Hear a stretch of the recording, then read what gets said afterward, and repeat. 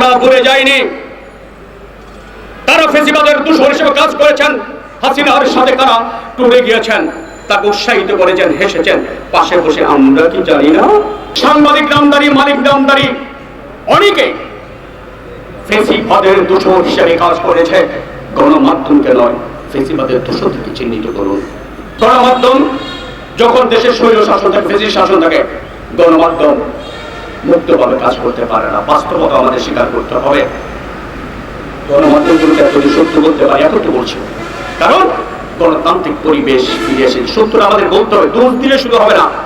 তবে সাংবাদিক নামদারি, মালিক নামদারি অনেকে ফেসিবাদের দূষর হিসেবে কাজ করেছে। গণমাধ্যমকে নয়, ফেসিবাদের দূষরকে চিহ্নিত করুন। তাদের ব্যাপারে আপনার ব্যবস্থা নিতে হবে, কিন্তু গণমাধ্যমকে দায়ী করবেন না।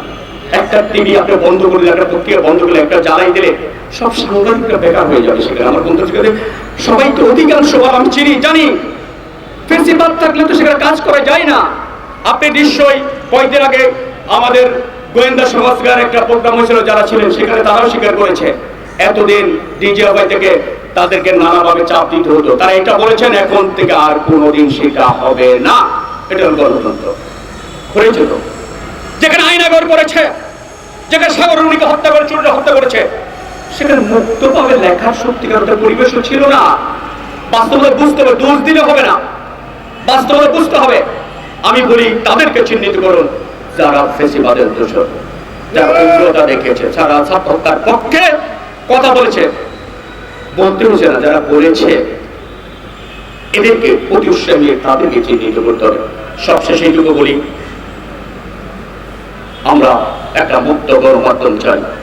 আমরা চাই সাংবাদিকরা সত্যটা তুলে ধরবেন। ওই যে একটা পত্রিকা যেরকম লিখেছে, হলুদ সাংবাদিকতা, হলুদ সাংবাদিকতা আমাদের ভাবমূর্তিকে নষ্ট করে, রাষ্ট্রের সবচেয়ে বড় ক্ষতিকারক।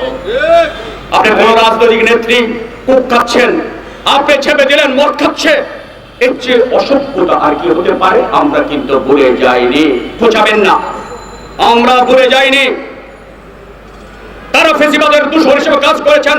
হাসিনার সাথে তারা টুরে গিয়েছেন, তাকে উৎসাহিত করেছেন, হেসেছেন, পাশে বসে আমরা কি জানি না? বাড়াবাড়ি করবেন না। ওই যে আমাদের শিক্ষাকে যেটা বলছেন, কাকের মাংস কাকে খায় না। আমরা তো যখন আপনাদের উপর হামলা হয়েছিল, আমরাই পাহারা দিয়েছিলাম, সেদিন ভুলে গেছেন সেটা?